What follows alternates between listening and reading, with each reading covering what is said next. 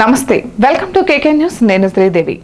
రాజ్యసభ ఉప ఎన్నికలలో ఏపీ నుంచి 3 స్థానాలు ఉన్నాయి. అయితే మెజార్టీ సభ్యులను బట్టి చూస్తే ఆ 3 స్థానాలు కూడా కూటమి అభ్యర్థులే గెలుచుకుంటారనడంలో ఎలాంటి సందేహం లేదు. అసలు 3 స్థానాలు ఖాళీ ఎందుకు అయ్యాయంటే వైసీపీ నుంచి రాజ్యసభకు ఎన్నికైన ఎంపీలలో 3 ఆర్ కృష్ణయ్య, మోపిదేవి వెంకటరమణ, బేద మస్తానరావులు రాజీనామా చేశారు. అయితే ఈ నేపథ్యంలోనే రాజ్యసభ ఎన్నికల్లో ఏపీ నుంచి 3 స్థానాలకు జరిగే ఉప ఎన్నికల్లో కూటమి పార్టీలలో ఎవరెవరికి స్థానం దక్కుతుందన్న దానిపై ఉత్కంఠ నెలకొంది. అయితే సహజంగానే తెలుగుదేశం ఈ స్థానాలలో పోటీ చేయాలని భావిస్తున్నప్పటికీ మిత్రధర్మంలో భాగంగా ఒక స్థానాన్ని బీజేపీకి, జనసేనలోనూ ఏదో ఒక పార్టీకి వదిలేయడానికి సుముఖంగా ఉంది.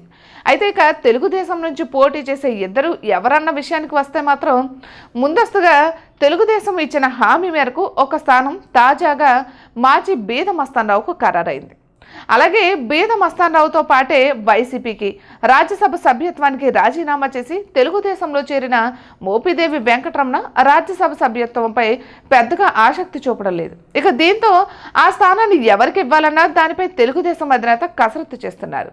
ఇక ఆర్ కృష్ణయ్య రాజీనామాతో ఖాళీ అయిన స్థానాన్ని జనసేన అధినేత పవన్ కళ్యాణ్ సోదరుడు నాగబాబుకు ఇస్తారన్న ప్రచారం జోరుగా సాగిన ఇక స్వయంగా నాగబాబే అదంతా ప్రచారం మాత్రమేనని ఎక్స్ వేదిక ద్వారా స్పష్టం చేశారు.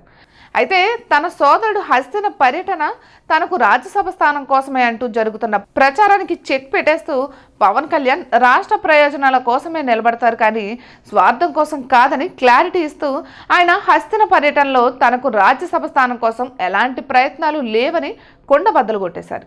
ఇక బీసీ వర్గాల్లో మంచి ఇమేజ్ ఉన్న కృష్ణయ్యను బీజేపీలో చేర్చుకుని రాజ్యసభకు పంపడం ద్వారా రాజకీయంగా తమకు లబ్ధి ఉంటుందని కమలనాథులు భావిస్తున్నట్లు చెబుతున్నారు. ఇక బేద మస్తానరావు కాకుండా మరో స్థానానికి అభ్యర్థి ఎవరన్న విషయంలో తెలుగుదేశంలో తీవ్ర పోటీ నెలకొని ఉంటుందని అంటున్నారు. అయితే మోపిదేవి వెంకటరమణ రాజ్యసభకు వెళ్లేందుకు ఆసక్తి చూపకపోవడంతో ఆయన అభిప్రాయాన్ని కూడా పరిగణలోనికి తీసుకుని ఆయన సూచించిన వ్యక్తికి రాజ్యసభ టికెట్ ఇచ్చే ఉద్దేశంలో చంద్రబాబు ఉన్నట్లు చెబుతున్నారు.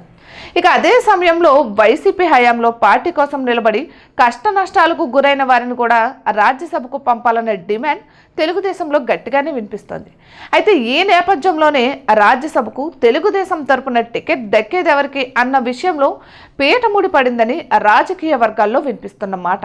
ఇటువంటి మరెన్నో వీడియోస్ కోసం కేకే న్యూస్ తెలుగు ఛానల్ని సబ్స్క్రైబ్ చేసుకోండి.